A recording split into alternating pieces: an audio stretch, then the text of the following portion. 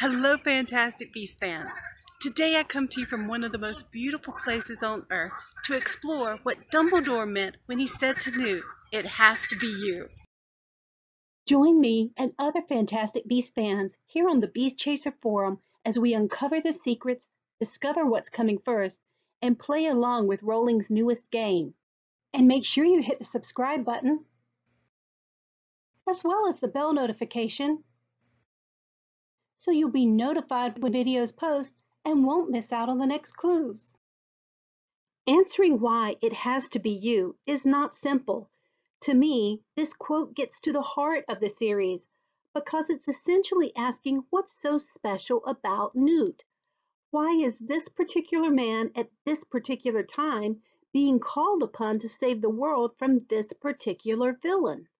It's the essence of what makes Newt the hero of our story and not anyone else. And so, before I get into my detailed explanation of why it has to be Newt, I'll cut to the chase and say, because J.K. Rowling says so, which means she is the author. She has designed it that way. And as we know she's an incredibly talented storyteller, the reasons will be well woven into every layer of the film. But essentially, Grindelwald is Newt's shadow, just as Voldemort was Harry's. Shadow here is a literary term meaning the dark side of a character that they repress, which can be shown as the antagonist. It's the actions of the protagonist in overcoming his own inner demons to defeat the antagonist that forms the heart of the story. For now, I see 4 key characteristics that highlight Grindelwald as Newt's shadow. I expect there will be more to come, and perhaps you can spot some more as well. 1. Grindelwald is charismatic, drawing people into his plans, like he did with Albus. Newt, however, he's not a people person. People don't like him, not really. 2. However, with the people Newt does get to know, he is deeply caring, while Grindelwald is manipulative. 3. In magic, Grindelwald is skilled, while Newt not as much. In an interview, Rowling says that the set designers first presented her with plans for inside Newt's case, which were much too elaborate. She had them simplify it, make it a bit more rustic, because Newt's magic was not at that high a level. 4. Both Newt and Grindelwald are fascinated with beasts who are capable of massive destruction. The lure for Grindelwald, however, is to use them. Newt's passion is to save them. But how will all this play out on screen, especially to show why it has to be Newt? I've been working on many threads to this answer for weeks, and once again, the brilliant Suvi Holm has collaborated with me. First, a heads up. This is a long video because there's so much crucial mythology and alchemy to support where I'm going at the end, which I think might surprise you. But if you don't care about the backstory, which really is fascinating, skip on ahead to the graveyard scene. One of the first answers to why Newt that came to mind involves the Elder Wand. In one of my earliest videos, I theorized that because of that disarmament scene at the end of FB1, the wand may be under Newt's control. Actually, I still believe it to be a joint claim between Newt and Tina. With all the images of the Elder Wand that have been thrown out, I'm sure its loyalty to whomever will be part of the guessing game. Second, Newt is the one person in the world to possess not only thorough knowledge of the Obscurus, but also the experience of having worked with 2 Obscurials. He carries 1 Obscurus in his case. Grindelwald is determined to use an Obscurial to achieve his new world order. Newt might possibly be the only person with the experience and knowledge to stop him. Then there's also the possibility that Newt has been doing a bit of experimental breeding on the side, like his possible protege, Hagrid, did years later. One explanation for why Newt was thrown out of Hogwarts over endangering a student with a beast was that he and Lita, or Lita alone, were doing some experimental breeding that ran amok. However, even if that is wrong, there's a hint of experimental breeding in the first film that was briefly shown inside Newt's case. This creature, that I affectionately refer to as Newt's alien baby, was named a marmite and described by the designers as a cross between a dust mite and a squid. It does not feature in Newt's textbook. I wonder if this hints at some experimental breeding. As we already discussed in a prior video, eugenics may play a role in the film to come, with Grindelwald seeking to use the experiments for his own advantage. All these reasons above draw from examples readily visible on the screen. From here, we dip below text to some less easy to see, but even more fascinating ways Newt opposes Grindelwald. First, I again go back to not one, but two older videos. Newt carries the cosmos in his case, and Grindelwald is trying to shift the order of the cosmos. You'll have to see the two videos for complete details, linked above and in the description below. But essentially, we saw inside Newt's case a beautiful representation of the entire cosmos and the five elements, with Newt as guardian or caretaker of them all. Then, in this more recent video, I showed how there are strong hints to Mithraism, an ancient mystery school or secret society which may have used symbolism to guard their secret knowledge of the precession of the equinoxes, what appeared to them as a shifting of divine power in the entire universe. Grindelwald is seeking to be such a god. As carrier of the cosmos, Newt is also keeper of the zodiac.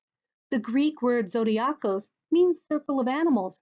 We've seen in the French Ministry of Magic that the magical zodiac may play a crucial role, and with the number of those beasts that live in Newt's case, he's essentially the caretaker of the magical zodiac, a modern Aeon.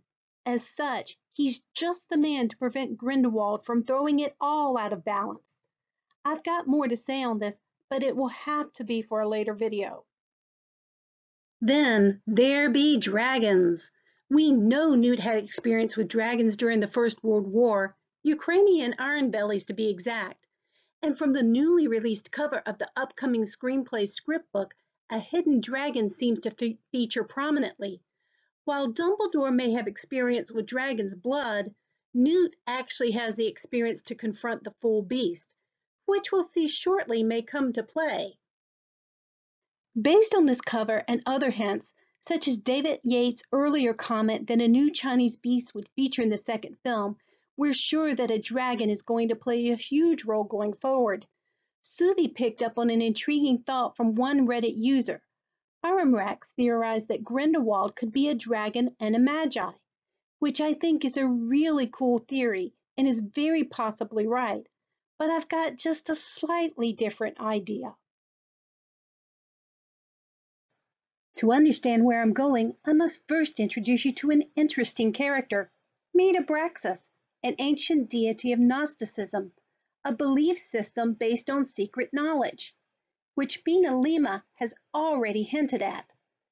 The Abraxas image was inscribed on gemstones that were used as talismans and carried by members as amulets of healing. Others were worn as rings to identify them to other members. Abraxas is presented riding on legs of serpents or dragons. Sometimes his serpentine legs end as scorpions. Other times scorpions are represented near him. He carries the whip of power and the shield of wisdom, and represented the unification of duality, the truth and the lie, life and death, good and evil. Abraxas' origins were believed to be in Persia, the home of Zoroastrianism. Mithra, from Mithraism, that other secret society we discussed, also found his home among the Zoroastrians as a protector of truth, oaths, and also cattle.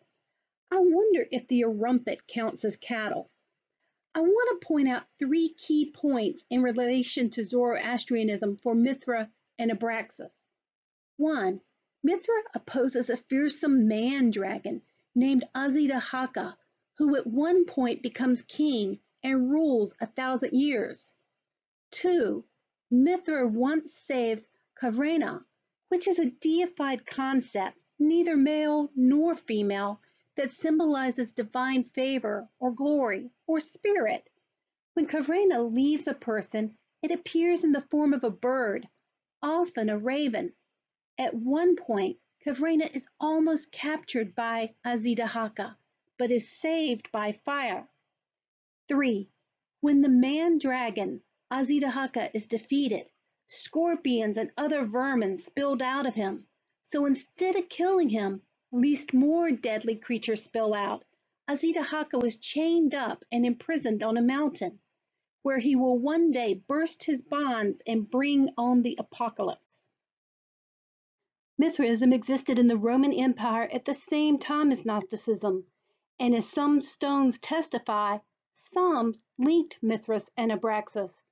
Here's Mithras on the front and Abraxas on the back, the side held most secret. Two secret societies, both linked to Zoroastrianism, claiming secret knowledge of the cosmos and secrets to the afterlife. But this all died out with the rising of Christianity. But before you think that all this is too obscure and that it's impossible Rowling would be drawing upon a deity almost none today would recognize, let me direct your attention to Draco Malfoy's lineage. His grandfather's name is Abraxas, his son Scorpius, and Draco, of course, is dragon. From the constellation Draco, Rowling was already playing with these ideas back in Harry Potter's day. Which brings me to the resurgence of this arcane knowledge as part of alchemy and ceremonial magic. By this time, Abraxas had been fully demonized, assuming the form of the king of demons. The alchemists loved to write books of their work, using beautiful esoteric images to hide what they discovered.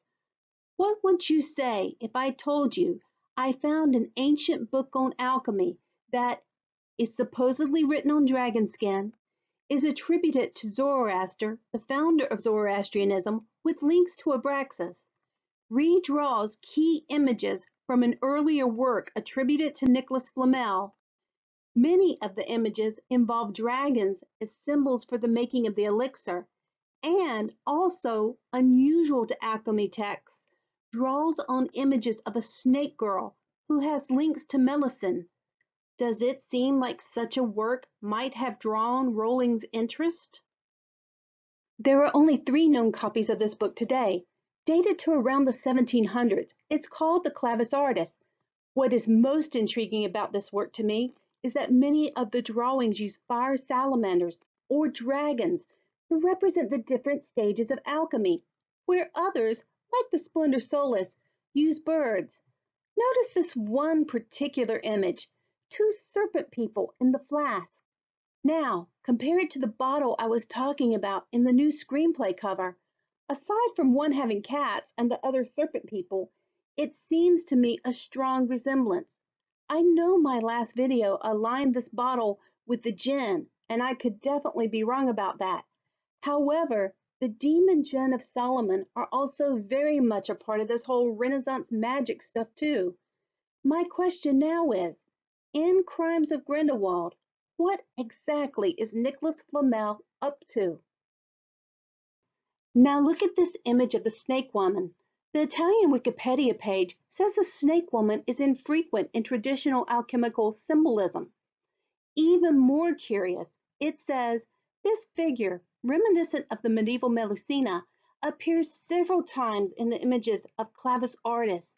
The snake woman appears to play the role of sole mediator between body and in spirit, and is therefore also identifiable in alchemical language as a mercurial snake.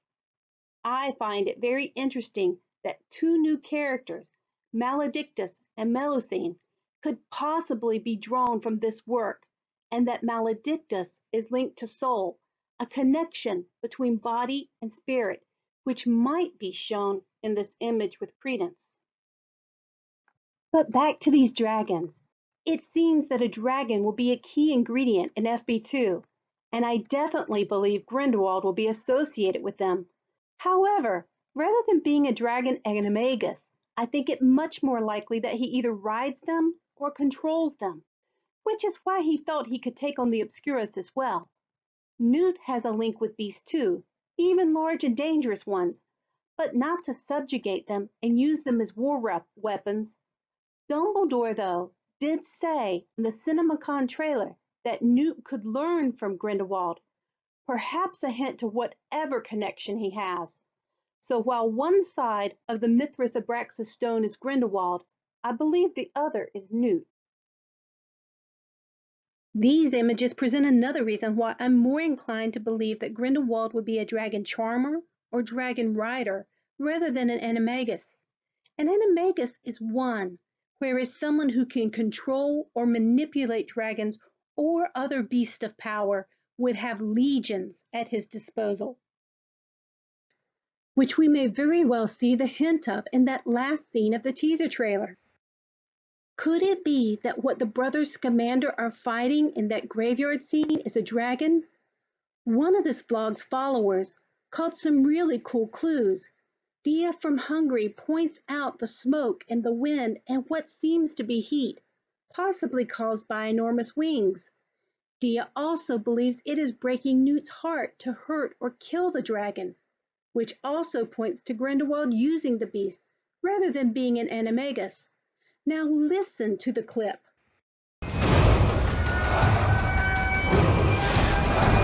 Several weeks back, Suvi pointed out to me the strange noise that you hear in the background, which she thought might be an air raid siren. We both agreed it didn't fit the time frame. However, it might if it were a dragon or dragons attacking from the air rather than bombers. Listen again. What do you think? Is it an air raid siren or possibly the roar of a dragon? Other things to notice in this scene. 1. Newt is facing upward, probably toward the dragon. Theseus is facing directly ahead, so there's an attack on multiple fronts. 2. They're fighting in a graveyard, probably in Paris, and it's already been established that Credence's biological family has French ancestry. 3. It is also possible that right there we are seeing a hint of Newt's Patronus. As caught by Dalton Perkinson, could he be shooting his Patronus up to battle the dragon? And if so, does that give us a hint as to what his Patronus is? I've got a theory, but it'll have to wait for another video. 4. That final dramatic movement. The brothers seem to shoot waves of fire out of the ground to battle whatever's in the air. Remember that the Zoroastrian man-dragon, Azidahaka, was fought off with fire. But where is this fire coming from? And what kind of spell requires a stab in the ground, in a graveyard even? What is igniting that fire? And is the placement of Newt's case of beasts important? It seems that the power of the Corvus, perhaps related to the Obscurus, might be somewhat hereditary. We also saw how Newt kept the Obscurus in a cold, dark place in the box of his case. Is it possible that another Obscurus, or something related to it, has been kept sealed in a cold, dark, underground box for years, perhaps decades, and that this entombed power is now being released? Could a spell ignite the dormant Corvus to shoot up in the form of fire? Are we seeing Corvus Lestrange's Obscurus, or something related, used to battle Grindelwald's dragon? Newt is the only wizard who could battle a dragon by possibly releasing the powers of an Obscurus. Indeed, if only part of this theory is true, there are ample reasons why Newt is the only one who can face Grindelwald. But then, that leaves us with a dilemma. For in the end, we know that it is Dumbledore who finally defeats Grindelwald in that duel. However, that is 3 movies off, and I think there is much more to be revealed before then. So what do you think? Will Grindelwald be linked with the dragon? And if so, as an animagus or dragon rider? Please share your thoughts in the comments. Also, please check out my new fan shop on Amazon for all things Fantastic Beasts. And be sure to hurry back here as soon as we get the next trailer. Until next time.